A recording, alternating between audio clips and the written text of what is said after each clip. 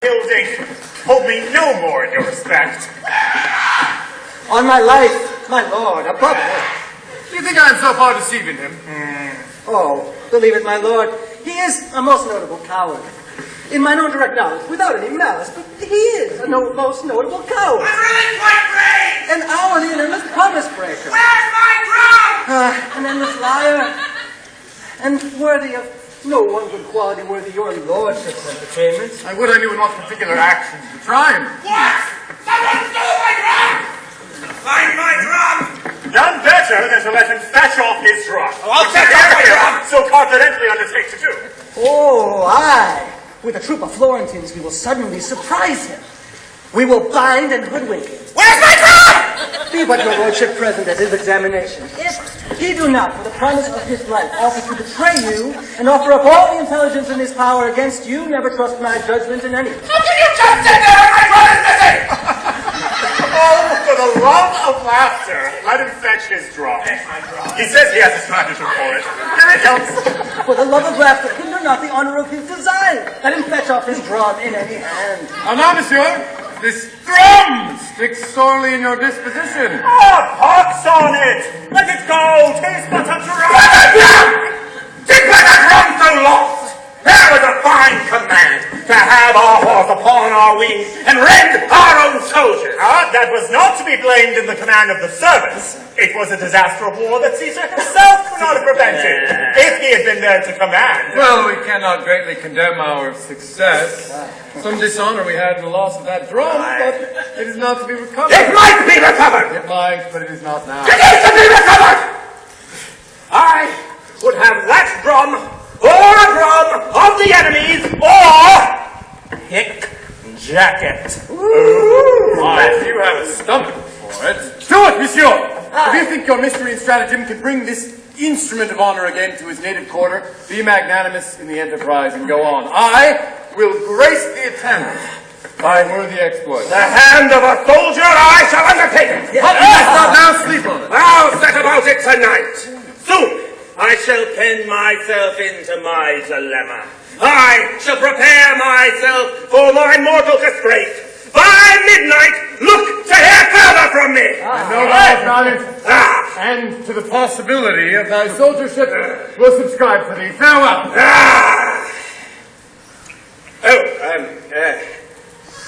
I love not many words.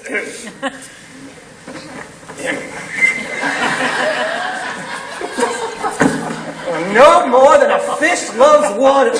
Is not this a strange fellow, my lord, that so confidently seems to undertake this business, which he knows is not to be done, damns himself to do, dares better be damned than to do it. Why, do you think he will make no deed at all of this that so seriously he does address himself unto? None in the world. You shall see his fall tonight, for indeed he is not for your lordship's respect. I must go look my twigs. He shall be caught. Your brother, he shall go along with me. As it please your lordship.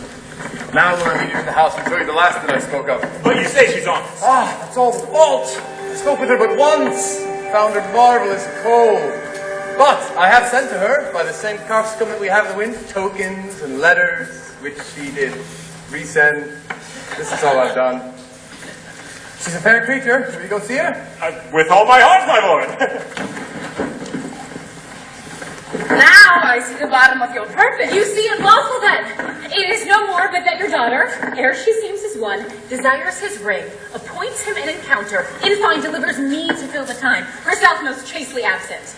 After this, to marry her, I'll add 3,000 crowns to what is passed already. I have yielded. Instruct my daughter how she shall persever that time and place with this deceit so lawful may prove coherent. Why then, let us essay our plot, to which, if it speed, is wicked meaning in a lawful deed, and lawful meaning in a lawful act. For both not sin, and yet a simple fact. But let's about it. He must think us some band of strangers in the adversary's entertainment. Now, he hath a smack of all neighboring languages. Therefore, we must seem each one to be a man to his own fancy. Not to know what we speak one to another, but so we seem to know is to know straight our purpose. Chuff's language, gabble enough, and good enough. As for you, interpreter,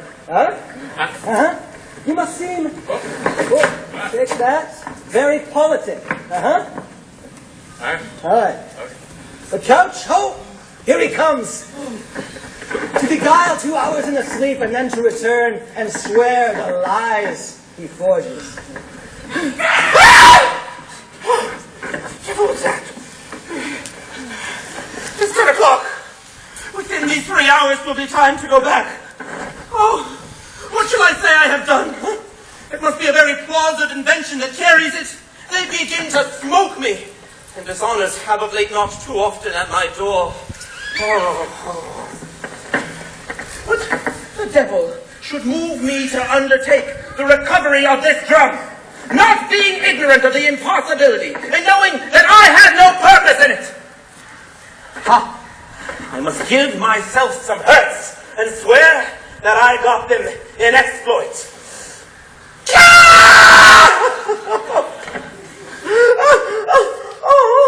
The small ones will not carry it.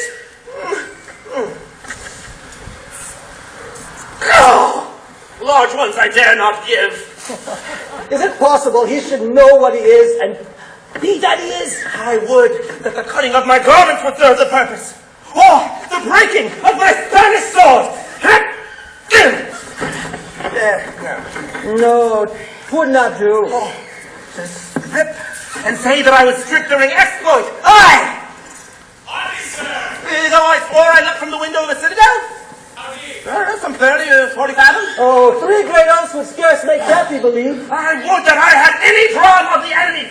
I would swear that I retrieved it. Oh, you shall hear one anon. Oh no!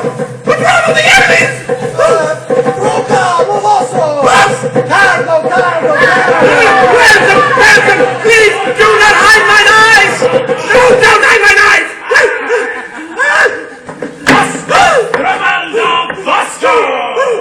I know you are of the Moscow's regiment, and if there be anyone here that can speak my language, whether it be a German, or Low Dutch, or Italiano, or French, let him speak, and I shall discover that shall undo the Florentine.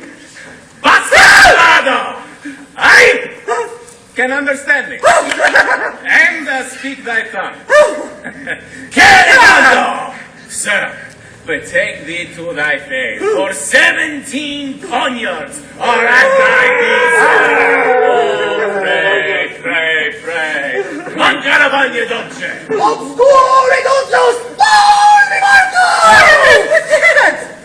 The general is content to spare thee, and hoodwinked, as thou art, will lead thee on to gather something. Happy thou mayst inform something to save thy life. As I hope to live, I shall discover that shall undo the Florentine.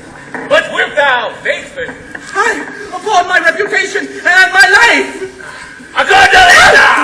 Come on, thou art granted space. Come on. There. Fight!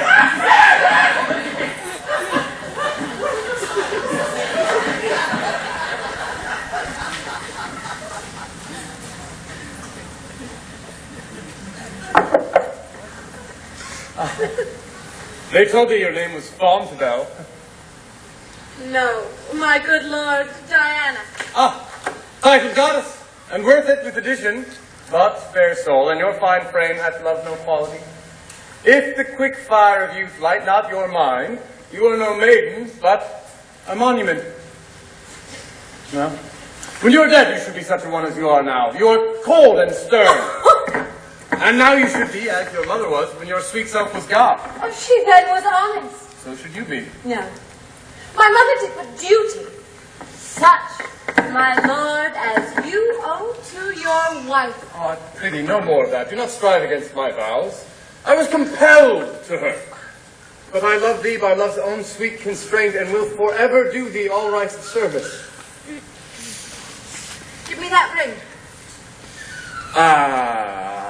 I'll lend thee, my dear, but I have no power to give it from me. Oh, will you not, my lord? It is an honor longing to our house. Bequeathed down from many ancestors, which were the biggest obloquy in the world and need to lose. Mine honor such a ring. My chastity's the jewel of our house, bequeathed down from many ancestors, which were the greatest obloquy in the world in me to lose. Thus your own proper wisdom brings in the champion honor on my part against your vain. So,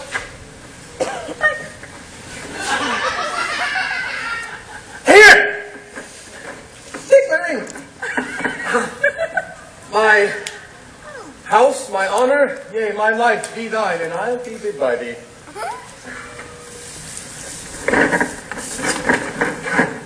when midnight comes, knock at my chamber window. I'll take order my mother shall not hear. Now will I charge thee in the band of truth? When you have conquered my yet maiden bed, remain there but an hour, nor speak to me. My reason